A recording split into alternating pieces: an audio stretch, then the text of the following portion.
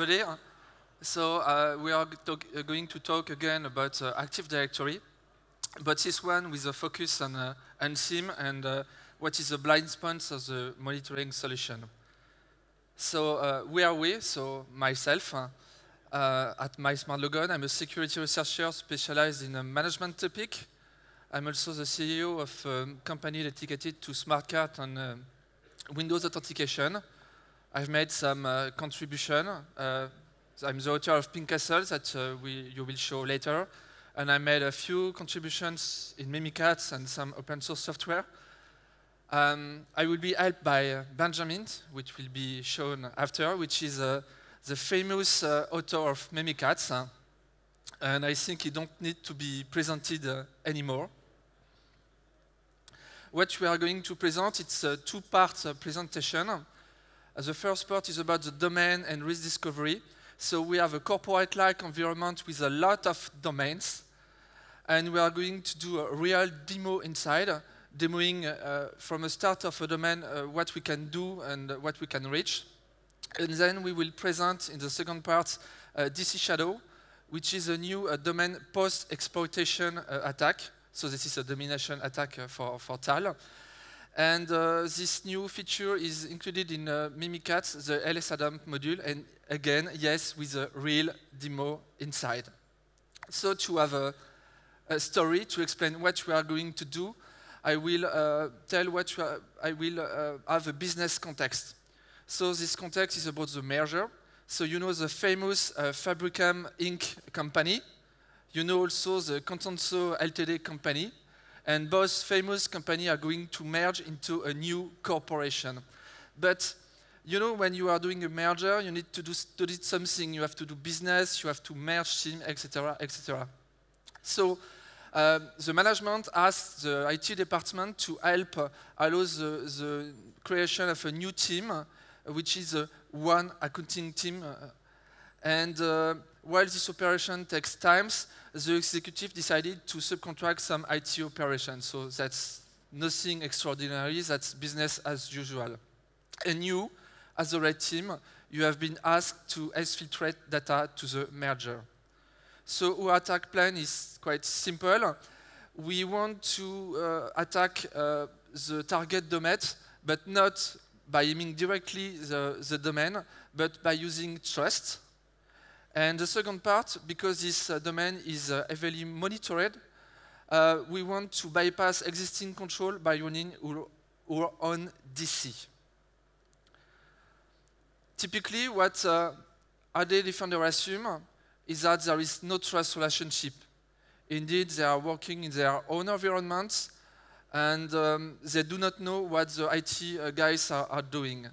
So there may be a blind spot here. Also, they are doing monitoring through logs.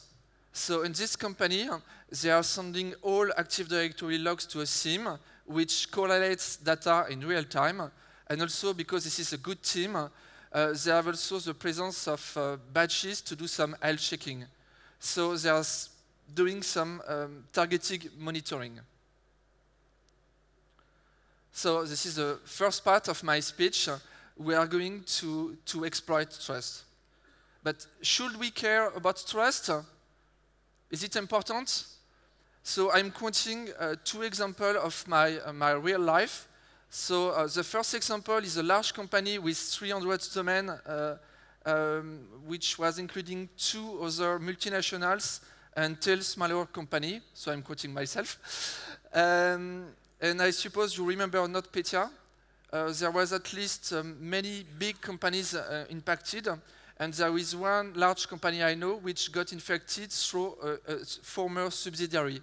So this multinational has a subsidiary. They was trying to sell it, but while the sale is being progress, the subsidiary was still connected to the infrastructure, and with the consequence, you know, a NotPetya impact.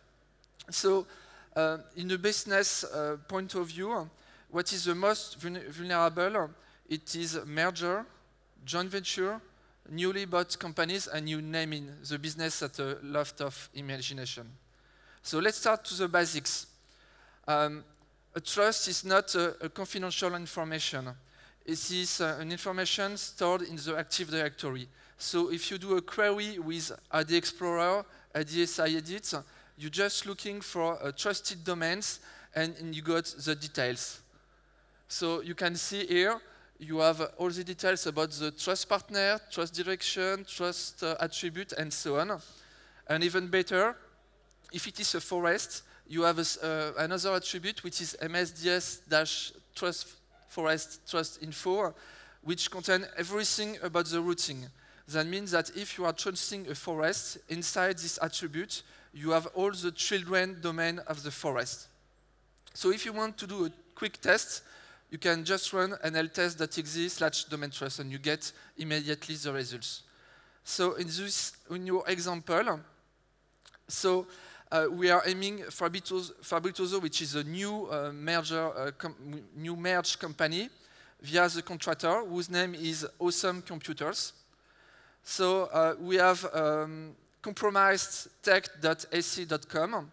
So with just this discovery, we discovered that this domain is in a forest named ac.com, and you have a trust link with at.fabricam.com, and you know Fabricam was part of the former company. So we discovered a trust link to one of a domain which seems to be interesting. But that's too basic. I mean, you don't have a global view. So I'm going to introduce three more techniques: partition data, SID lookup, and domain locator. So the first technique is the partition data.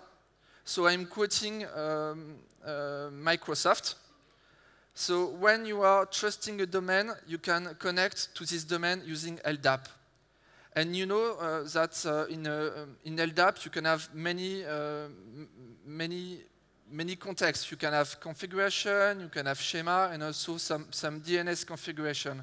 But if you look closely, you will see that the configuration partition is shared among the whole forest. That means that when you are connecting to a domain, you see the configuration partition of the forest.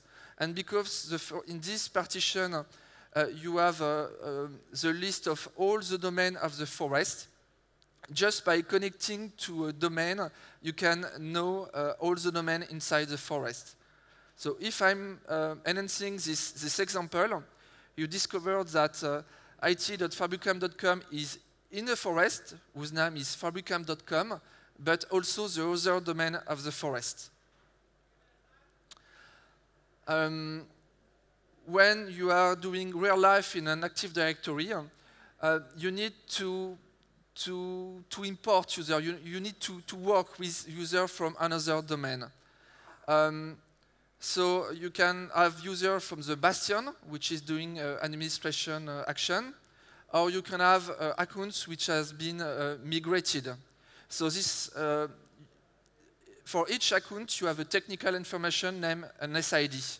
And this SID, you can find it in the CN Foreign Security Principles container, and in the SID story attribute of the account.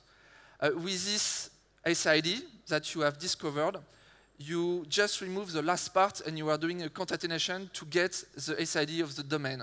So there are some potential candidates for domains that you can discover. And to be sure that the domain exists, you do an SID translation and you get the name of the domain. So in this example, because you have people from the accounting team and people from the Bastion which is connecting to this domain, you can discover the two other domains. So if you look at sec.contenzo.com, you can bet that it belongs to another forest, but you do not have any information. So I'm going to list the last technique, which is named domain locator. So domain locator is here to make everything working seamlessly.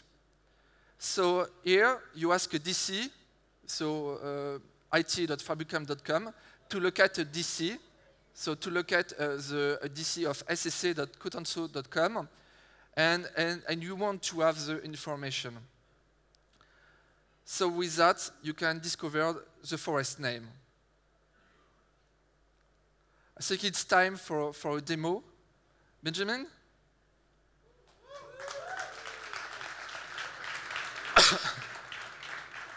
Hello everybody, I'm the typical IT guy here just to make the technical stuff. So on the first part of the demonstration, I will use Pingcastle, the tool that Vincent introduced at the first, to make map discovery of the domain and what can be interesting in this domain. Oh yes, it's okay. So I will run Pingcastle, and I will ask it to discover all it can do on the domain. God of the demo.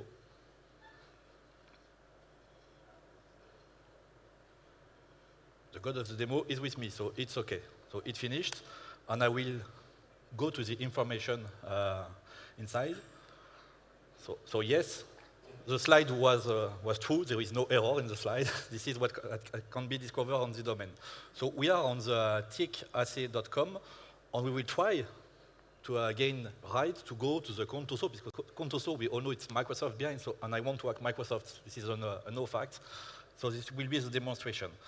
But during this scan, we also have a good report, and I will try to see if there is administrator somewhere. And yes, there is some administrator in the other Fabricam domain. And because of the merge, we saw there is a tech admin. This is administrator on the Fabricam domain.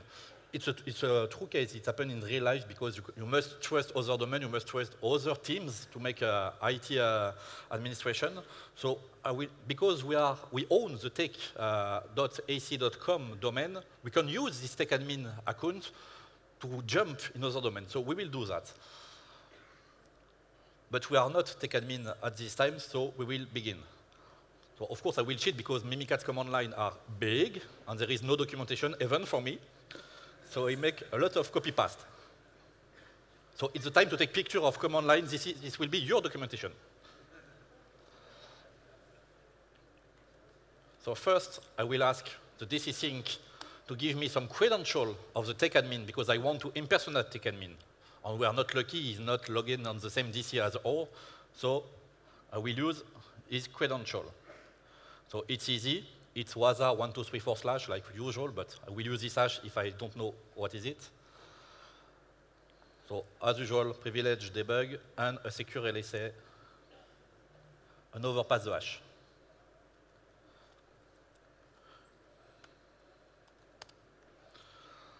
So now on this Windows, I am the tech admin. So I was domain administrator. On this Windows, I am maybe a domain administrator on this domain, but what is important is I am administrator of the Fabricam domain. So we will try to gain some other data with that. Again, with DC Sync, I will ask the itfabricam.com to give me the Kirby TGT, because I love golden tickets. Maybe you love it too, I don't know. So DC Sync on another domain this time.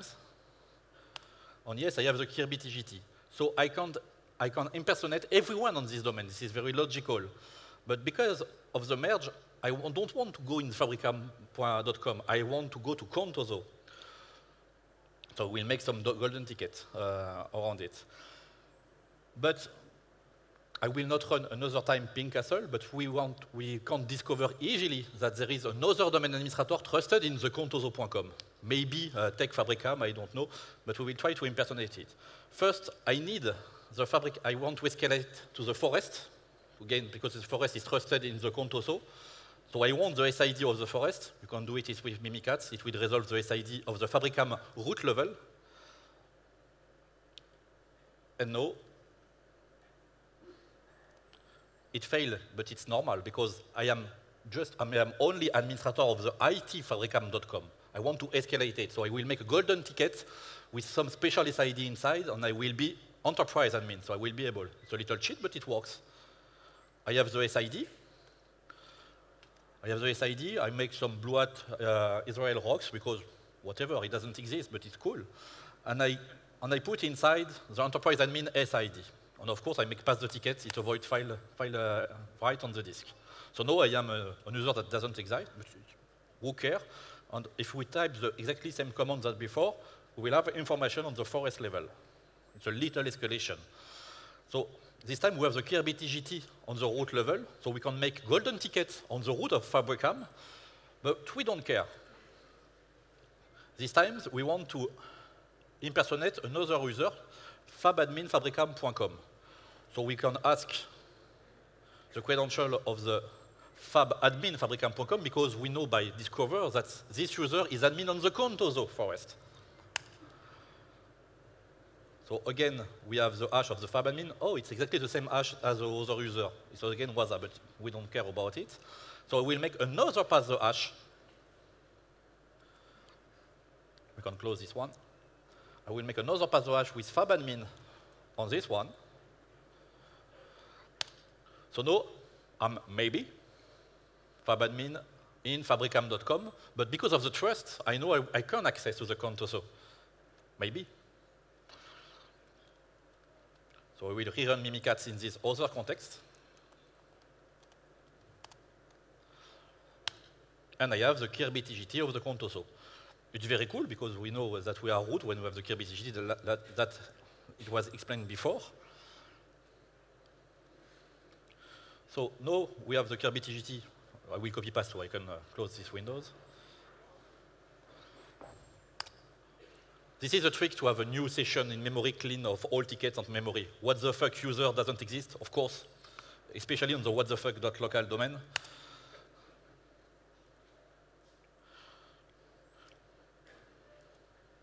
I will run Mimikatz inside, of course. So there is no credential at all in this session for the moment. And when I run this command just to list on the DC, it's slow sometimes because it asks some tickets, blah, blah, blah, blah, blah, blah.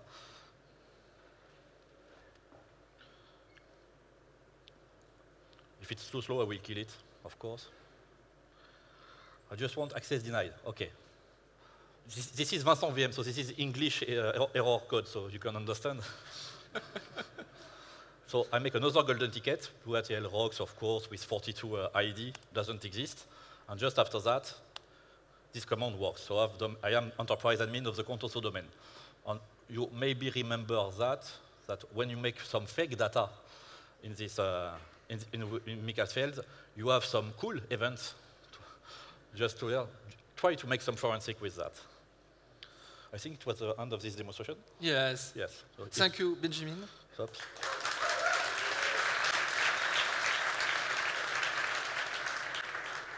But switch. Thank you. So we have no compromised domain, but it's still heavily protected by a SIEM, and we have to do something. So how does a typical ID monitoring architecture works? So that's simple. So in this example, we have 3 domain controllers, DC1, DC2, DC3, and you see with the blue arrow that there is some replication flow. So the log is collected to log management, then feed it to a SIEM with some rules and alerts, and it gives alerts to the SOC or CC team. Then once the SOC or CC team receive an alert, they can do an investigation in the log management, or they can check directly the DC and do some remediation if needed. But what does a SIEM monitor? So SIEM, which is a security information and event management, it does 3 things. The first thing is about keeping the traces of all changes. The purpose is to blame someone if there is a mistake, typically an admin mistakes, etc. There are alerts on some sensitive modification, typically when you are changing a group, domain admin or the accounting team or something like that, and then can raise alerts when there is a connection to critical assets, usually domain controllers, and that matters for the next my speech. Also, it can detect some attacks pattern, essentially brute force or the simultaneous use of an account. A good monitoring can track also the basic DC sync, but it cannot detect golden ticket, silver ticket, pass the hash, and so on. So how can we avoid the SIEM? The idea is that because the SIEM relies on logs, you just have to remove the logs triggering the alert. So the idea number 1 is to alter the log policy. But in a good SIEM monitoring, you are tracking how much events you are sending, and if you alter the log policy, you can raise an alert. The idea number 2 is to take control of the DC to do some change. But again, you are using a critical asset, so it can raise an alert. So the idea here is to run your own DC and push the chance you want. What is the previous attempt which has been done? So the first idea is to run a virtual machine, and inside you install a Samba. Because Samba is open source, you can do a modification and push what you want. But the problem is that in real life, when you have x64 computers, by default, in a corporate environment, the virtualization is not enabled. So you cannot run a virtual machine. There is a command in Mimikatz, so I show the former name, which is misc add SID. When we patch lsiss.exe in memory to allow the creation of the SID history, for example. But this requires a login to the DC, so we fail. There have been also a non-public attempt using injection in lsiss.exe.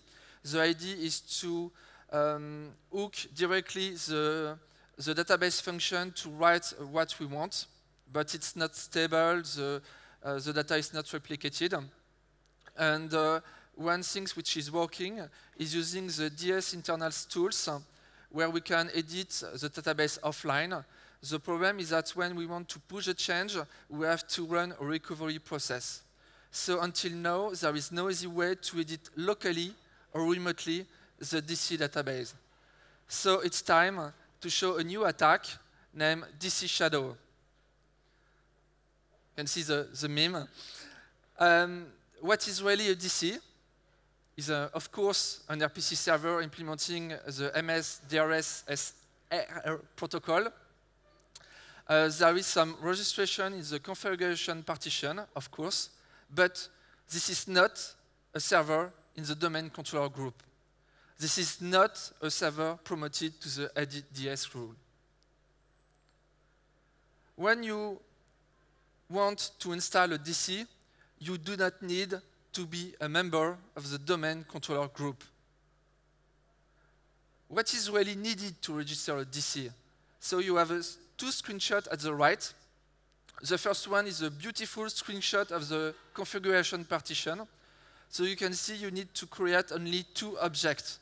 One for the DC name, the other for the NTDS settings. And because this is a server using Kerberos, you need to have an SPN. So you need to have on this computer account two SPN, whose name is at the right. The problem about creating the NTDS settings object is that it's forbidden by default.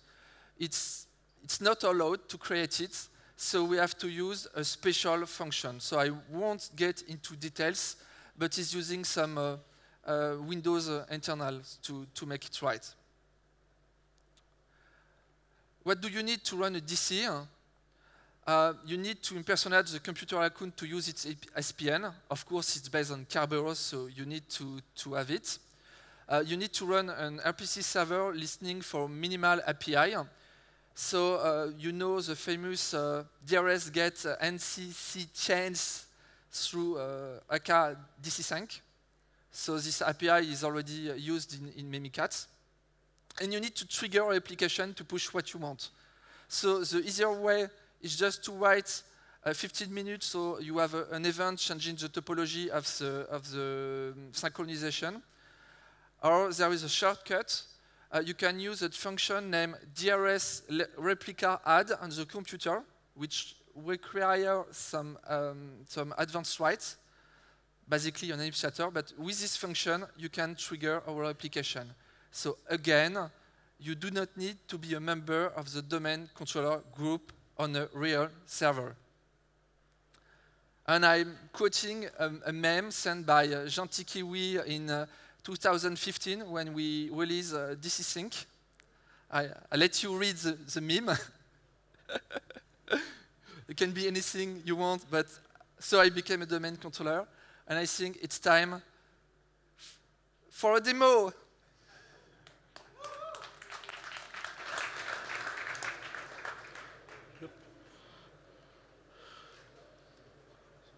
Don't look my password, okay?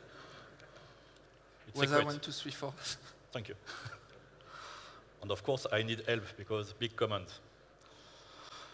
Again and again. So, we'll make a quick demonstration. So, for this demonstration, we will use, this is the typical workstation from this is a Windows 10, not a Windows 7, because we are modern and we don't want Microsoft to say, hey, you are not up to date. So, the first Mimikatz will just impersonate the system token to have access to the computer account. Of course, you can use PSExec, you can use service, you can use Mimikatz as a service. There is a lot of ways to do that. But just to be more visual, I will use two Mimikatz. So this one uses a computer account. I am system on it. And I will use a second one when I am only administrator account. So the first easy modification, we will run it on a test users. I will show you its property here, maybe. So with this one, is it French? So you have to adapt it.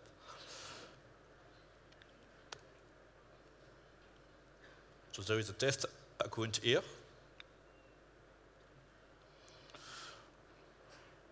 With a password last set, it's this here, okay? This is not a property we can move. So this is the time to copy paste some black command.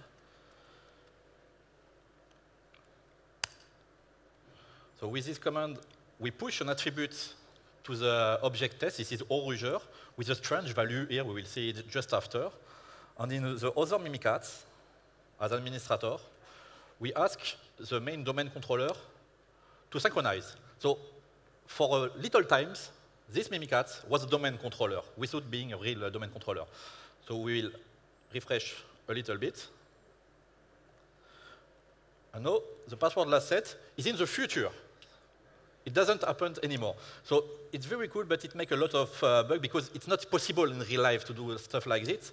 So if I made like that, it's very strange because all the commands, it will change each second. So the last change was no, last change was no, expire no. It's inconsistent Active Directory on this account. So it was just the quick part to show you that we own the database and we can make all changes that we want. But we will make some other fun change just after.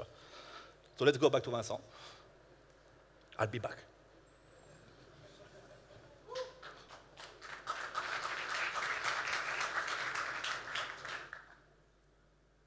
So wait, Benjamin, you have made some weird push. I think you didn't follow the rules. You have made a partial change. You have changed an attribute without changing the password. It's not right. And I'm on stage alone to explain that. So you are breaking the MS ADTS rules, Active Directory Technical Specification. So if you want to read, it's interesting. It is the Active Directory Bible, 625 pages, and hopefully it's completed by many annexes, typically MS DRSSR, which we are using right now, but also with many protocols, MS LSAT, MS NRPC, MS MSMR, so you have a lot of text. And if I'm quoting about what you have done, you need to, when you are changing a password, you need to change with other changes. So we are not following the rules. That's not fair. And but what can we do with your own DC? And your own DC unmonitored by the SIM, because you are not sending logs to the SIM.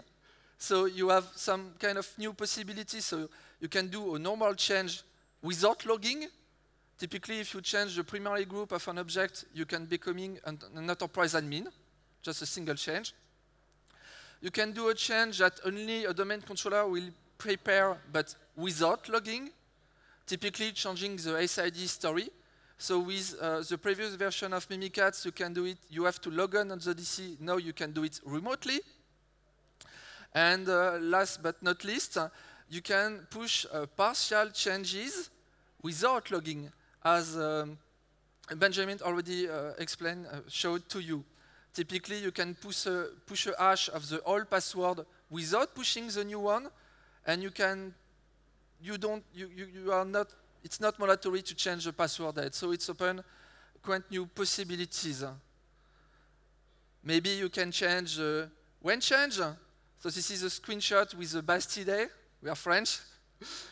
And this is an example of setting any SID story. So this is an example with system SID.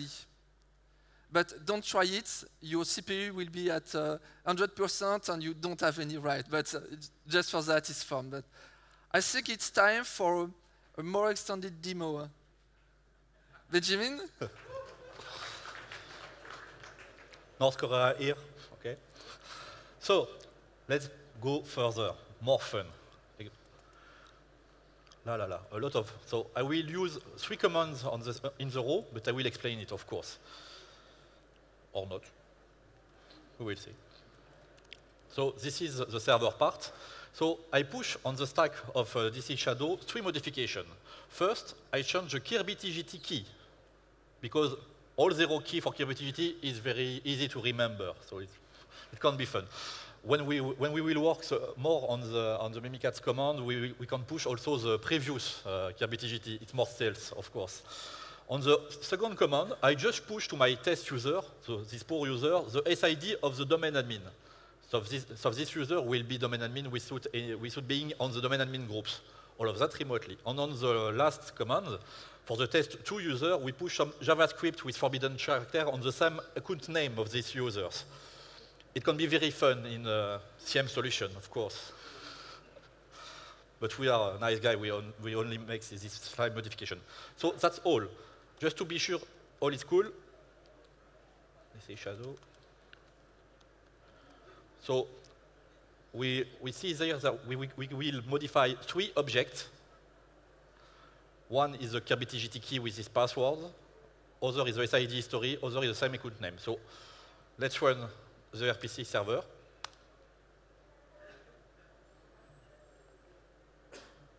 OK. It's ready. And let's push the modification. OK, 3 objects pushed, so modifications are done.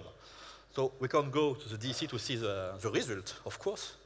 So our test 2 with some JavaScript, and it's more than 15 characters, of course, so we can imagine buffer overflow in some other product. But you should that's try another to save story. the account, Benjamin. Excuse me? You should try to save the account, maybe. Wait, we'll remove it. OK, it's OK. The test 2, so this is our previous poor, has no SID history with the domain account. We will use it just after. And of course, the KirbyTGT is now at your own hand, so we can make a DC sync.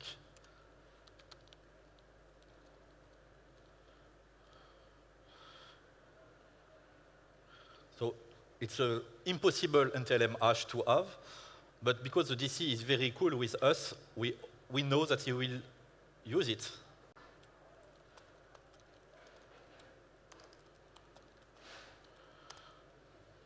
The KirbyTGT used by this domain controller is null. So it's very easy to make some tickets now.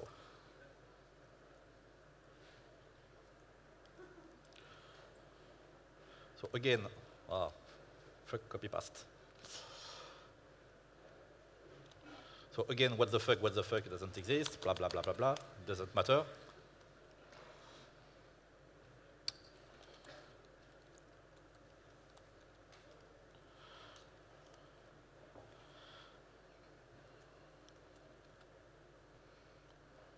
So of course, access denied, I have no right at all to make that. But now I can create a golden ticket, copy paste, a golden ticket with this null key, with again blue atrocks inside. And just after, we are domain admin and we can have all hash of the domain. Of course, it's very dangerous to make this kind of change. So as it's very easy, I can push back the previous hash on the domain controller. Oops, not this command. Oh, nothing happened. That's all. We can switch back.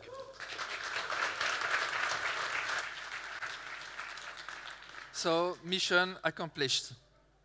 But that's not all. So I have to tell you something, is that a domain controller, it does not accept everything. So when I meet Andy at Black Hat, there was an opening about if you can set a null DACL or not. You know, when you have a null DACL, if you see the specification, the access is supposed to be allowed to everyone without any check. So I tried it, and it didn't work. And then I found after in the documentation that it's forbidden. I tried also to set the attribute when created, and it doesn't work. So it's opened some new area, but it's not perfect. So let's time for the surprise. So the company suspects that they have been hacked. Of course, it was a red team exercise. And the consultant in an incident response has been asked because there is some suspicious activity. And because the guy knows his job, he suspects a possible Active Directory compromission. So he wants to know if the Active Directory was compromised or not. For that, he's using something called replication metadata. So if you want to collect replication metadata, you can use ldp.exe. So browse, replication, you put a CN and you get the information. Or you can use repadmin show obj metadata, which is more sexy and easier to read. But if you look at this metadata, so at the left you have an attity ID colon, which represents the attribute ID. So for the D, it's the attribute description. You have the version of the attribute. You have the USN, which is a number which is incremented each time you are doing a modification. But the best part is at the right.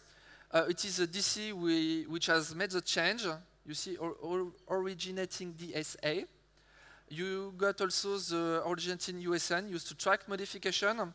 And last but not least, the date of the change. So if you are taking an object, you can know at which time the modification has been set. So if you are doing 2 modifications, the when change will be set at the last modification, but with that attribute, you can guess the first modification at which date it has been done.